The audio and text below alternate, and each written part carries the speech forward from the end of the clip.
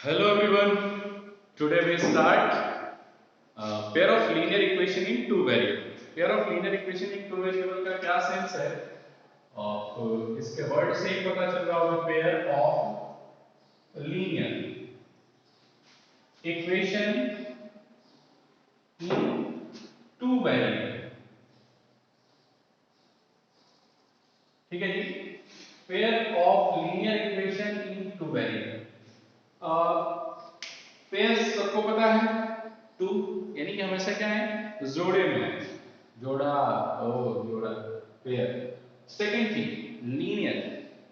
Linear क्या होता है जहां क्या हो डिग्री क्या होने लगे वन होने लगे यानी कि हाईएस्ट डिग्री किसकी हाईएस्ट डिग्री वेरिएबल की। टू वेरिएबल यानी कि जहां पे दो वेरिएबल हो like as x y y z t and s s and t ये सारे क्या हैं पेयर ऑफ वेरिएबल्स है ए एंड बी। तो अपन बोलेंगे कि जब दो वेरिएबल का इक्वेशन लीनियर हो और पेयर ना है तो उसे पेयर ऑफ लीनियर इक्वेशन बोलेंगे। तो आप कहेंगे सर ये तो ठीक हमको पता है इसकी शक्ल कैसी होती है दिखता कैसा है तो आइए दिखाते हैं। इसकी शक्ल होती है a1x b1y plus c1 is equal to 0 and a2x b2y plus c2 is equal to 0। अच्छा जी ये दो इक्वेशन हमने लिखा है ये दोनों इक्वेशन कैसे हैं पेयर ऑफ लीनियर इक्वेशन है और उसका ये क्या है this is called standard appearance. This is called standard appearance. ठीक है ये इसका क्या बोला जाएगा स्टैंडर्ड अपीयरेंस बोला जाएगा किसका पेयर ऑफ लीनियर इक्वेशन का a1x b1y plus c1 is equal to 0 a2x plus b2y plus c2 is equal to 0 where a1 a2 b1 b2 c1 c2 all are constant सबके सब क्या होंगे constant होंगे and belongs to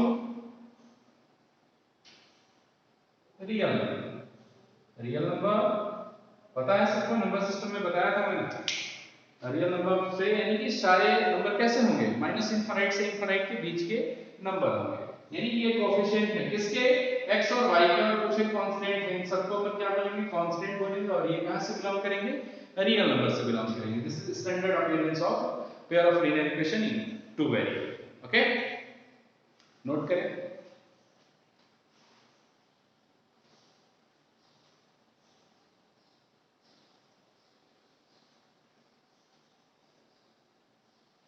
तो जब भी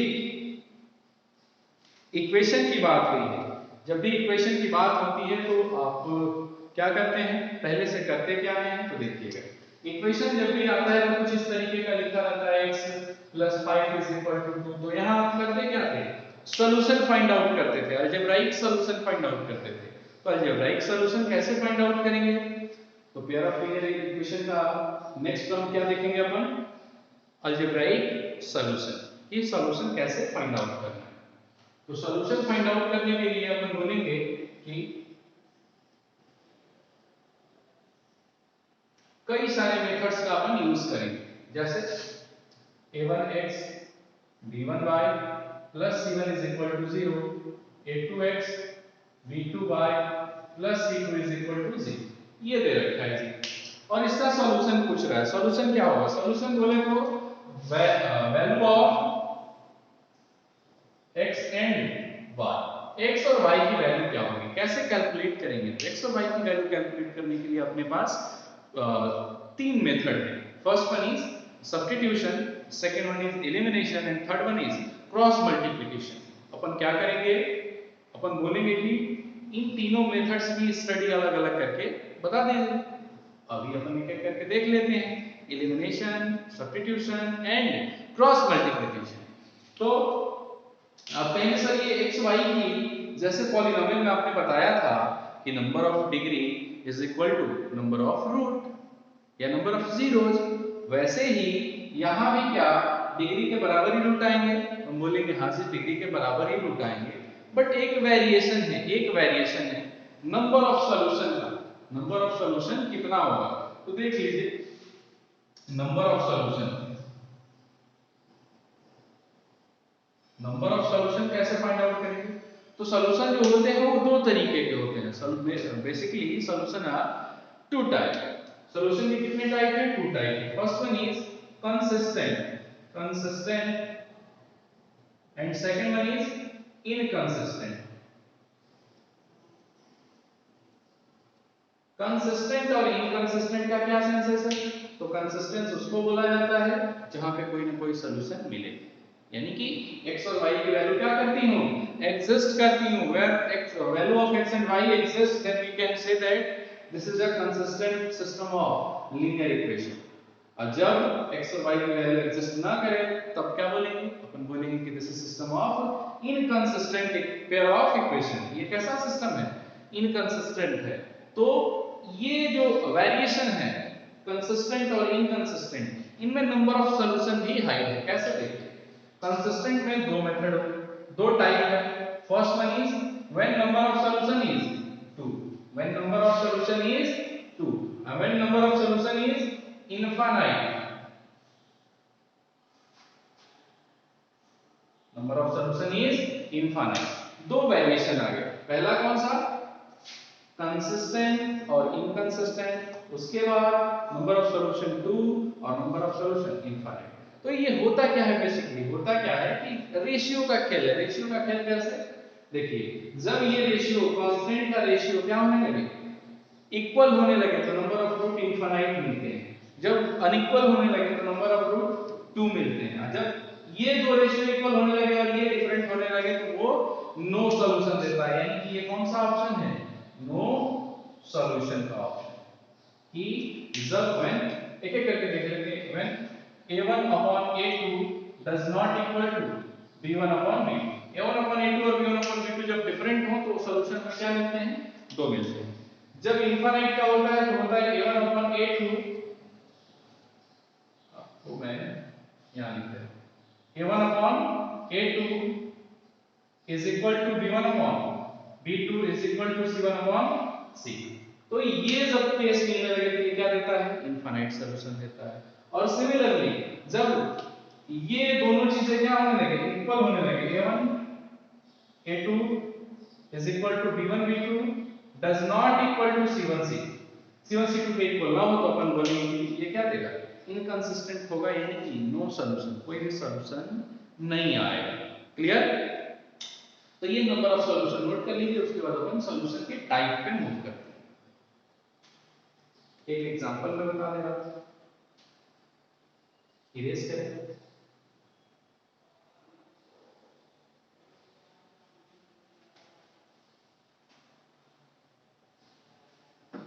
number of solution से एक एग्जांपल आप देखिए।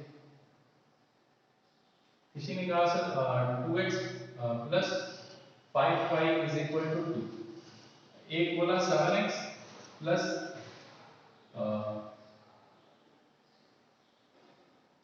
4x plus 10y is equal to 9। ऐसा दे रखा है। तो इसके सॉल्यूशंस क्या होंगे? तो सॉल्यूशंस के लिए हमने तीन केस बताए थे। पहला दो सॉल्यूशन के लिए, दूसरा इनफाइनाइट के लिए, और तीसरा नो सॉल्यूशन के लिए। नो सॉल्यूशन होने का मतलब कि नंबर ऑफ सॉल्यूशन क्या हो गए? जीरो हो गया जी। इनफाइनाइट होने का मतलब कि अपार जीरो, टू होने का मतलब कि केवल और केवल टू। तो देखिए इसके कितने सॉल्यूशन मिलेंगे। तो टू के लिए केस था कि a1 upon a2 is equal does not equal to b1 upon b2। क्या ऐसा पॉसिबल है? हम ये चीज देखेंगे। तो देखिए a1 upon a2 2/4 does not equal to 5/10। अरे ध्यान से देखिए, यहाँ a1 क्या है? 2 है, x का कोएफिशिएंट यहाँ क्या है? 4 है, यानी कि ये a1 a2 हो गए। y का कोएफिशिएंट b1 b2 और जो कांस्टेंट होता है वो c1 c2। Then we say that 5/10 1/2 1/2, यानी कि 1/2 इज इक्वल टू 1/2। यानी कि ये केस क्या बोल रहा है? अनइक्वल बोल रहा है। बट यहाँ क्या है? इक्वलिटी है, तो हम बोलेंगे कि ये कभी भी ट्रू नहीं हो सकता, यानी कि वो दो सॉल्यूशन नहीं देगा। तो दो सॉल्यूशन नहीं देगा तो कितना देगा? देखिए a1 upon a2 is equal to b1 upon b2 is equal to c1 upon c। तो ये फॉलो करेंगे तो a1 upon a2 तो 1/2 आ गया। ये 1/2 आ रहा है, दो चीजें तो इक्वल है, बट C1/C2 इज 2/9। ये डिफरेंट हो गया, डिफरेंट हो गया कि यानी इनफाइनाइट सॉल्यूशन भी नहीं मिलेगा। तो चेक करेंगे no solution, no solution check करेंगे तो क्या मिलेगा, a1/a2 is equal to b1/b2 does not equal to c1/c। तो देखिएगा ध्यान से, a1/a2 b1/b2 कितना है, 1/2 is equal to 1/2 ऑलरेडी हमने यहाँ निकाल रखा है, यहाँ भी निकाल रखा है। 1/2 is equal does not equal to 2/9। अब अपन बोलेंगे कि ये कंडीशन जो है वो क्या है, ट्रू कंडीशन। ये कंडीशन क्या हो रही है, ट्रू हो रही है। तो अपन बोलेंगे कि क्या है, नो सॉल्यूशन। इस इक्वेशन में कितने सॉल्यूशन, नो सॉल्यूशन, ये कोई भी सॉल्यूशन नहीं देगा। अच्छा, कोई भी सॉल्यूशन नहीं देगा तो ये मान लीजिए कोई इक्वेशन सॉल्यूशन दे रहा है, तो सॉल्यूशन दे रहा है तो उसको सॉल्व करने की टेक्निक को अपन देखेंगे। What is technique behind solving a pair of linear equation, कैसे सॉल्व किया जाता है, कोई टेक्निक नहीं है, 3 मेथड्स हैं, उन्हीं को अपन क्या करेंगे, स्टडी करेंगे। फर्स्ट मेथड क्या है, देखिए फर्स्ट मेथड सब लोग पढ़े होंगे, एलिमिनेशन में भी हो सकता है नाम ना जानते हो, बट आप लोग पढ़े होंगे। Elimination method to solving a pair of linear equation. Elimination क्या कहता है, एलिमिनेशन कहता है कि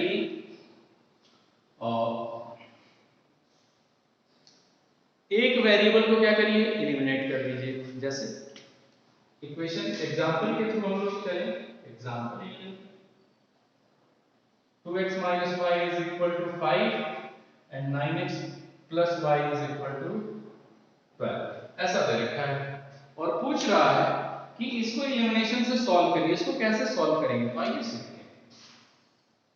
लाइन ड्रॉ किया, एलिमिनेशन, एलिमिनेशन यानी कि एक वेरिएबल को क्या करना, एलिमिनेट करना। तो एक वेरिएबल इसमें से कौन सा एलिमिनेट हो सकता है, तो मुझे दिख रहा है कि इन दोनों इक्वेशंस में से इसको यदि ऐड कर दिया जाए, ऐड कर दिया जाए तो ये क्या हो जाएगा, ये ऐड होकर के दोनों एलिमिनेट हो जाएंगे। y और y both are cancel, then 9 to 11x is equal to 12 and 5 17, then x will be 17/11। ये हो गया अपना क्या, value of x। Value of x आ गया तो बोलेंगे कि वैल्यू ऑफ y भी कैलकुलेट कर लो। कैसे, वैल्यू ऑफ y कैलकुलेट करने के लिए आप किसी एक इक्वेशन में क्या कर दीजिए, वैल्यू सब्स्टिट्यूट कर दीजिए। तो लिखेंगे put x is equal to 17/11 in equation first और सेकंड। This is equation first and this is second. किसमें रखें, फर्स्ट में या सेकंड में, तो किसी ने कहा सर फर्स्ट में, तो फर्स्ट में रख लेते हैं। देखिए 2 into x की जगह पे कितना 17 upon, we replace the x by 17/11 minus y is equal to 5। then we say that y is equal to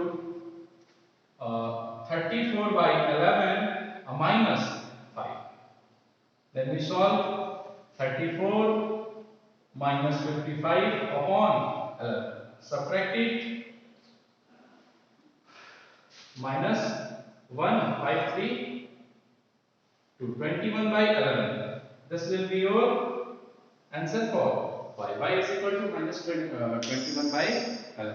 तो ऐसे करके हम लोग एलिमिनेशन को सॉल्व करेंगे। करना क्या रहता है, पहले आपको एक वेरिएबल को क्या करना है, एलिमिनेट करना है, उसके बाद सेकंड वेरिएबल से सॉल्व करेंगे, वैल्यू आ जाएगी, फिर वही चीज किसी एक इक्वेशन में पुट कर दीजिएगा, आपको फिर पता चल जाएगा क्या, वैल्यू ऑफ y। ठीक है, तो this is method for solving pair of linear equation, that is called elimination method. अब अपन मूव करते हैं सेकंड मेथड। सेकंड मेथड क्या है, सेकंड मेथड है substitution method. Second is substitution method. Substitution क्या कहता है, सब्स्टिट्यूशन कहता है कि आप एक वेरिएबल को दूसरे वेरिएबल के टर्म में पहले फाइंड आउट करिए, फिर उसी सिंगल वेरिएबल को क्या करिए, सब्स्टिट्यूट कर दीजिए दूसरे इक्वेशन में। तो वहां से इक्वेशन क्या बन जाएगा, कंप्लीट एक सिंगल वेरिएबल इक्वेशन बन जाएगा और अपन उससे value of x and y निकाल सकते हैं। जैसे कुछ पिछला वाला इक्वेशन था, क्या था, 2x minus y is equal to 5 था, 5 ही ले लेते एंड ये था 9x plus y is equal to 12, ऐसा था। फिर हमने बोला कि सब्स्टिट्यूशन मेथड से इसे सॉल्व करना है। लिखेंगे this is equation first and this is second. First को जरा सा मॉडिफाई करते हैं। तो फर्स्ट को मॉडिफाई करेंगे तो ये क्या हो जाएगा, 2x is equal to 5 plus y, y को हमने ट्रांसपोज ले लिया। फिर हमने देखा कि x के जगह पे 5 प्लस y बाई 2 लिखा जा सकता है। तो x will be 5 plus y by 2 हो गया। तो ये वैल्यू ऑफ x तो पता चल गई, लेकिन इन टर्म्स ऑफ y, तो यही चीज वैल्यू ऑफ x क्या करेंगे, दूसरे इक्वेशन में रखेंगे इन टर्म्स ऑफ y। तो लिखेंगे कि put x is equal to 5 plus y by 2 in equation second. Equation second में पुट करते हैं। इक्वेशन सेकंड में जैसे ही अपन पुट करेंगे तो क्या दिखेगा, सेकंड इक्वेशन देखिएगा ध्यान से, ये 9x यानी कि 9 into x की वैल्यू कितनी, 5 plus y by 2 plus y, तो plus y is equal to 12, is equal to 12। इतना हमने पुट कर लिया। अब ये y के टर्म में क्या हो गया, सिंगल वेरिएबल लीनियर इक्वेशन हो गया। तो यहां से अपन y की वैल्यू फाइंड आउट कर सकते हैं। देखिए कैसे, 2 से क्रॉस मल्टीप्लाई, और ये 9 5 जा 45 प्लस 9y और 2y upon 2 is equal to 12। अब फिर से क्रॉस मल्टीप्लाई दोनों side, both side, then 12 two जा 24 और 1 क्रॉस, तो 9 to 11, 11y plus 45 is equal to 24, 12 to the 24, then it will become 11y is equal to 24 minus 45, then it will become 21 minus 21, 11y is equal to minus y is equal to minus 21 upon 11, this will be your answer। यही आपका answer हो गया। क्या है, value of y। अपन आगे बात करेंगे कि सर वैल्यू ऑफ y तो आ गया, वैल्यू ऑफ x कैसे आएगा। तो फिर लिखेंगे कि put y is equal to minus 21 by 11 in equation first. तो फर्स्ट का x क्या था, मॉडिफाइड फॉर्म था ना, फर्स्ट का मॉडिफाइड फॉर्म क्या था, x is equal to 5 plus y by 2, तो x is equal to हो जाएगा 5 plus y के जगह पे कितना, minus 21 upon 11 upon 2, then x will be 11 5 is 55, 55 minus 21, 55 minus 21 करेंगे तो कितना, 34 नहीं 33, ये हो गया 55 minus 21 by 11 to the 22, तो ये हो जाएगा 5 4 और 5 2 3, 34 by 22, यानी कि it will be 17 by 11, ये वैल्यू ऑफ x हो गया। यही चीज पिछले इक्वेशन में भी आई थी। ये मेथड हो गया सॉल्व करने का, क्या, सब्स्टिट्यूशन। हमने क्या किया, एक वेरिएबल को सिंगल वेरिएबल में लाया, दोनों तरफ वेरिएबल को सेपरेट किया, एक तरफ x और एक तरफ दूसरा वेरिएबल, ये आ गया in terms of y, x in terms of y। अब यही x की वैल्यू दूसरे इक्वेशन में पुट करेंगे, हमने पुट किया, ये इक्वेशन अब क्या बन गया, एक सिंगल वेरिएबल लीनियर इक्वेशन बन गया। तो सिंगल वेरिएबल लीनियर इक्वेशन को सॉल्व करने का तरीका पता ही है, क्रॉस मल्टीप्लाई किया, एक सिंपल फ्रैक्शन का सम है, फिर आगे अपन बढ़े तो y is equal to आ गया -21 by 11, then we say that put y is equal to -21 by 11 in equation first, then x will be 5 plus y by 2, y की वैल्यू रखा और अपना आंसर आ गया क्या 17 by 11। तो दोनों तरीके से आप लोग इजीली टेकल कर सकते हैं, किसको, इक्वेशन को, pair of linear equation. Pair of linear equation को फर्स्ट मेथड क्या होगा, first method is elimination, second method is substitution. ठीक है, अब अपन नेक्स्ट क्लास में देखते हैं, नेक्स्ट क्लास में देखते हैं cross multiplication method. Cross multiplication method के बाद अपन बात करेंगे किसकी, क्रॉस मल्टीप्लिकेशन मेथड के बाद बात करेंगे